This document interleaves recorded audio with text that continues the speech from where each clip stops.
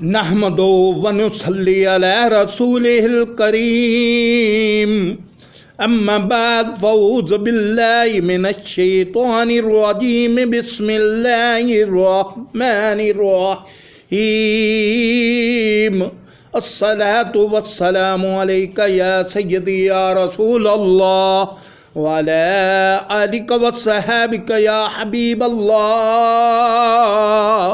الصلاة والسلام علیک یا نبی اللہ وعلی آلک وصحابک یا نور من نور اللہ۔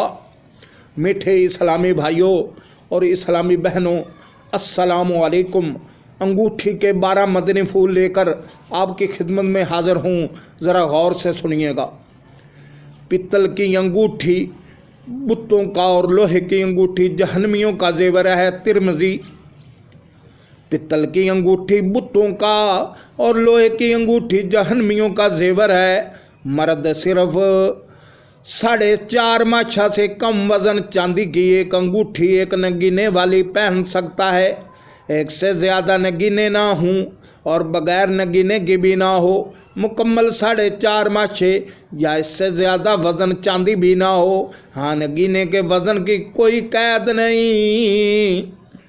بیان کردہ جائز انگوٹھی کے علاوہ کسی اور دھات مثلاً کانسا، پتل، تانبا، جست، لوہا، اسٹیل کی انگوٹھی مرد و عورت دونوں کو پہننا ناجائز ہے۔ مرد کو سونے کی انگوٹھی پہننا حرام ہے۔ مرد کی انگوٹھی کا نگینہ ہتھیلی کی طرف ہونا سنت ہے، عورت نگینہ ہاتھ کی پشت کی طرف رکھے۔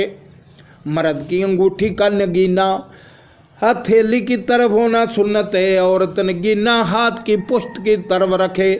دونوں میں سے کسی بھی ایک ہاتھ کی چھنگلیاں میں انگوٹھی پہنے۔ مرد جائز انگوٹھی بھی ایک سے زیادہ نہیں پہن سکتا۔ اس طرح چاندی یا کسی اور دھات کا چھلا پہننا بھی ناجائز ہے۔ مدینہ منورہ یا اجمیر شریف کا دھات کا چھلا بھی مرد کے لیے جائز نہیں۔ جائز انگوٹھی بھی صرف قاضی یا مفتی صاحب وغیرہ کو مہر لگانے کے لیے پہننا سنت ہے۔ جائز انگوٹھی بھی صرف قاضی یا مفتی صاحب وغیرہ کو مہر لگانے کے لیے پہننا سنت ہے، بلا ضرورت مہر سنت نہیں۔ ہاں، دین میں عید میں سنت ہے، اس کے علاوہ پہنے تو گناہ بھی نہیں۔ مرد کو زیور پہننا مطلقاً حرام ہے۔ چاندی کی ڈبی میں تعویذ بھی نہ پہنے۔ چاندی کی ڈبی میں تعویذ بھی نہ پہنے۔ سونے چاندی کا یہ امیٹیشن لاکٹ ہرگز نہ پہنے۔ سونے چاندی کا یہ امیٹیشن لاکٹ مرد ہرگز نہ پہنے۔ اگر آپ نے غلط انگوٹھی یا کوئی سا لاکٹ پہنا ہے تو برائے مدینہ فوراً اتار کر توبہ کر لے۔ اسلامی بہنیں سونے یا چاندی کا لاکٹ پہن سکتی ہیں۔ آسانی کے لیے 4 گرام کی انگوٹھی بنوائیں۔ آسانی کے لیے 4 گرام کی انگوٹھی بنوائیں۔ صدق اللہ العظیم وما علینا الا البلاغ المبین۔ السلام علیکم ورحمۃ اللہ وبرکاتہ۔